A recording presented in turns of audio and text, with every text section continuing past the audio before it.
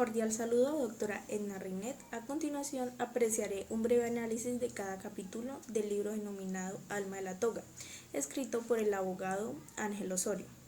Este libro ha sido editado en repetidas ocasiones.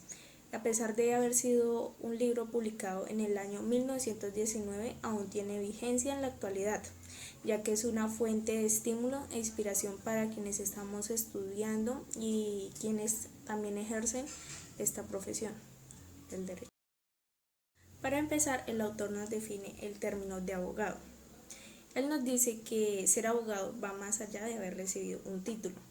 El verdadero abogado es quien ejerce la profesión dando consejos jurídicos y pidiendo justicia, obviamente sin darle la mala reputación pues a esta profesión. Quiero decirle, doctora Edna, que estoy totalmente de acuerdo con lo que Gallardo quiere decir en este capítulo, porque él nos afirma que nosotros mismos hay una fuerza, la cual nos ayuda a enfrentar justicias incluso cuando estamos atrapados por diversas críticas. Él también nos afirma que debemos mantener nuestro orgullo en alto y siempre debemos pedir o hacer justicia. También él nos dice que existirán momentos donde pensaremos que todo está totalmente perdido, pero debemos usar esa fuerza interior que nos impulsa a seguir adelante y no dejar derrumbarnos por nada ni nadie. La justicia de muchos abogados ha tenido obstáculos, porque en la sociedad que nos encontramos hoy en día, lo que importa es el dinero y no lo que es justo y equitativo.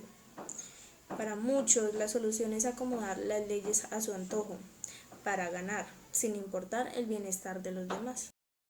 Cuando un abogado acepta una defensa es porque estima que la pretensión de su tutelado es justa, pero hay abogados que hacen lo opuesto, es decir, plantean cuestiones injustas y es aquí donde en realidad se refleja la moral del profesional. Ahora pregunto yo, doctora Edna, ¿usted cree que eso refleja la correcta moral del abogado? Es obviamente que no, ¿cierto? Bueno, entonces es aquí donde en realidad se descubre el objetivo del profesional en el transcurso de su vida profesional. Estamos muy acostumbrados a revelar secretos a diferentes personas, pero quien realice esto obviamente no sirve para ejercer esta profesión debido a que puede traer grandes consecuencias para su vida y la de su cliente. Partamos afirmando que la chicana es considerada como un embuste o una mentira. Según el autor, existen casos en los que hay que usar la chicanería, pero pues esto ya queda en la conciencia de cada uno.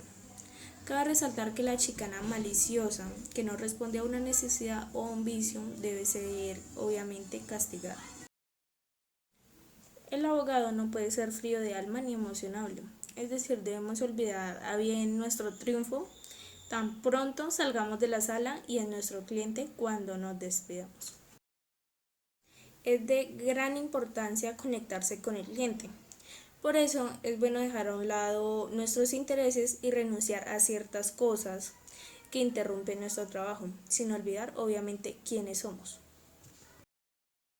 Está claramente que la abogacía se ejerce con libertad, pero esta a su vez se puede ver influenciada por terceros. Y cuando la practicamos debemos trasladarnos pues estando atentos en cada paso que demos, ya que estamos velando por los intereses de nuestro cliente, exigiendo la justicia. La abogacía es un trabajo personalísimo que necesita de mucha dedicación y esfuerzo, pero sobre todo debemos amarlo, sentir que nos apasiona. Del mismo modo, el autor nos invita a dedicarle las horas de la mañana porque pues es allí donde entregamos nuestros primeros esfuerzos y no las de la noche, ya que simplemente entregamos los residuos. La palabra debe ser un aspecto totalmente clave a la hora de comunicarnos con el juez, pues ya que si no la utilizamos correctamente podemos salir heridos. Del mismo modo, el autor nos dio como unos consejos para tener una muy buena oratoria. Él dice que debemos ser breves, debemos hablar claramente, ser precisos, practicar la cortesía, manejar un correcto léxico y por último ser sencillos y de vez en cuando provocar una sonrisa. Los abogados también debemos ser artistas, porque nos debemos perfeccionar en el arte, la escritura, la oratoria. Y aparte de eso también necesita adecuar sus capacidades como narrador, historiador, novelista, psicólogo, entre otros. Hay que dejar totalmente a un lado ciertas discordias que existen entre abogados y jueces, ya que todos tenemos la misma misión, que es trabajar por la justicia. Según el autor, para los jueces cumplir al pie de la letra es criminal. Debido a esto, ellos deben resolver los casos como los juzgue mejor y no tal cual como dicen los códigos. El autor, muy cordial, nos hace la invitación de leer y es indispensable aceptarla, porque como usted sabe, doctora Edna, todo caso es totalmente diferente y pues es importante estar informado sobre diversos temas. Del mismo modo, él dice que todo abogado debe tener su propia biblioteca, que tenga diferentes libros que nos aporten aspectos jurídicos. El autor en este capítulo afirma que la clase no implica el nivel personal, sino la diferenciación en el cumplimiento de los deberes. Es por esto que no debemos humillar ni ser agrandados con los demás, ya que pues allí se refleja nuestra educación. Que el autor nos afirma que en realidad hay dificultades en asociarse con otros abogados para formar un despacho, debemos ser sociables sin importar las diferencias de opiniones o división del crédito de un juicio. El abogado debe saber absolutamente de todo, ya que sería inconcebible que le preguntaran sobre un tema en particular y no sepa qué decir. Las especializaciones son buenas, ya que vamos a fondo y del mismo modo generamos práctica, como también se nos abren puertas laborales. El autor nos hace un llamado diciendo que no es necesario usar la hipérbole, es decir, la exageración, porque con un buen argumento sencillo basta. Osorio nos da como ejemplo Panamá, siendo este un país donde la mayoría de los que ejercen la política pues no son abogados. Pero debido a esto es que este país no progresa, ya que los personajes no están capacitados para ejercer dicho. Respecto a lo que dice el autor en este capítulo, no estoy de acuerdo, porque nadie puede defenderse en sí mismo.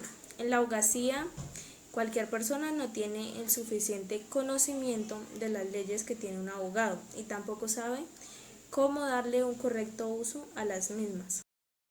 En mi parecer, un abogado puede ser dueño de varias acciones.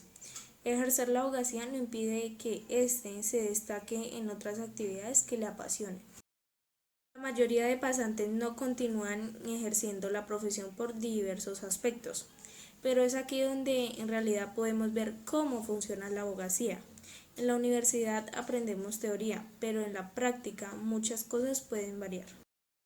En mi percepción no deberían haber diferencia de clases entre un pobre y una persona con recursos, ya que desde acá se ve reflejado la discriminación respecto a las clases sociales, las cuales hoy en día aún están presentes.